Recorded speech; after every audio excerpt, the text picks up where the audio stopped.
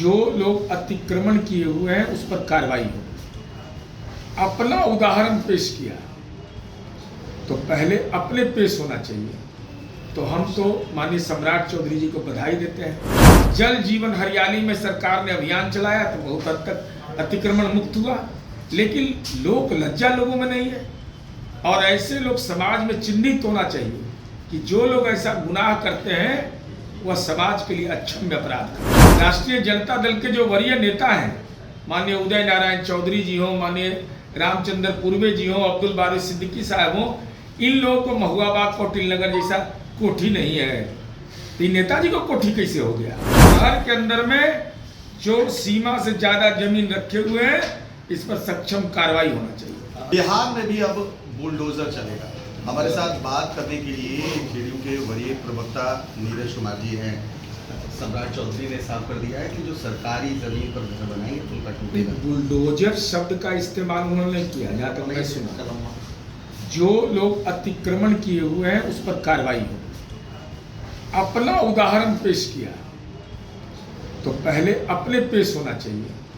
तो हम तो माननीय सम्राट चौधरी जी को बधाई देते हैं कि कानून का रखवाला अपने आप को उदाहरण मान लिए और अतिक्रमणवाद का स्पीडी समाधान हो और जो राजनेता हैं, ऑफिसर हैं, उनको उदाहरण बनना चाहिए। ये सच है। चलिए, पंजाब में गांव के अंदर में ट्रक चला जाता है, तब एग्रीकल्चर में इतना डेवलप किया। हमारे यहाँ गांव की गलियों को ऐसा तंग बना दिया है कि घर बनाएगा 2 करोड़ का और सीढ़ी 4 गो उतारिएगा। उसको यह चिंता नहीं रहती है कि हम गाड़ी खरीदेंगे तो गाड़ी कहाँ लगाएंगे। तो ये बहुत ही महत्वपूर्ण फैसला है। और बिहार जैसे जनसंख्या घनत्व के राज्य में भाई गरीब आदमी को रहने का बसेरा नहीं, हम जमीन नहीं दे पाते हैं और अतिक्रमण करके कब्जा किए हुए हैं। जल जीवन हरियाली में सरकार ने अभियान चलाया तो बहुत हद तक अतिक्रमण मुक्त हुआ, लेकिन लोक लज्जा लोगों में नहीं है। और ऐसे लोग समाज में चिन्हित होना चाहिए कि जो लोग ऐसा गुनाह करते हैं वह समाज के लिए अक्षम्य अपराध कर रहे हैं। इसलिए एकदम और निर्मम तरीके से ही नहीं होना चाहिए, आगे बढ़ना चाहिए। भाई बड़ा बड़ा किला बना करके बैठा हुआ है सब, कहां से आया धन? किसने दिया पैसा? दान मिलता है तो हम लोग को दान कोई नहीं देता है। ये दान कौन बात का? राष्ट्रीय जनता दल के जो वरीय नेता हैं, माननीय उदय नारायण चौधरी जी हों, माननीय रामचंद्र पूर्वे जी हों, अब्दुल बारी सिद्दीकी साहब हों, इन लोगों को महुआबाद कौटिल नगर जैसा कोठी नहीं है। तो नेताजी को कोठी कैसे हो गया? कोठी है, मतलब ऐसे मकानों पर अब एकदम बुलडोजर। पहले तो ये लोग देखने नहीं देता है, मीडिया का प्रवेश बाधित है, तो ऊपर से फोटोग्राफी करवाइए। अब देखिए गिट्टी बालू का कौन पैसा दे रहा है? सब मजदूरी का। माइक्रो लेवल पर जांच होना चाहिए, उदाहरण बनाना चाहिए। राजनेता ही उदाहरण बनते हैं। अगर राजनेता ने उदाहरण पेश किया, राष्ट्रीय जनता दल का कार्यकर्ता बेचारा भूमिहीन, गरीब यादव समुदाय के लोगों के पास अपने रोजगार के लिए जमीन नहीं है और उनके नाम पर वोट ले लेना, नेताजी वोट ले रहे हैं और चारों तरफ किला बंदी है, लग रहा जैसे बक्सर का किला बना रहे हैं। क्या मतलब है इसका? मैंने आम लोगों की इजाजत नहीं है उसमें। विधायक इधर चले जाएगा तो राजद का जाएगा, हिम्मत है जाने का? उसके अंदर एंट्री नहीं है। अगर फोटो भी लेना है तो ऊपर से बगल का अपार्टमेंट से लीजिए तो ड्रोन से लेना पड़ेगा।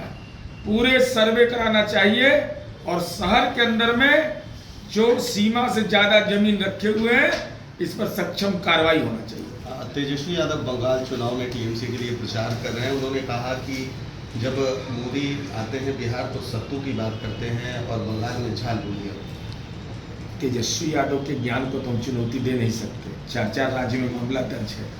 अरे बिहार में तो हमने संकल्प लिया कि बिहारी व्यंजन पूरे देश के अंदर, दुनिया के अंदर जाए। हमको तो गौरव होता है इस बात से कि हमारा मखाना जीआई टैग मिल गया।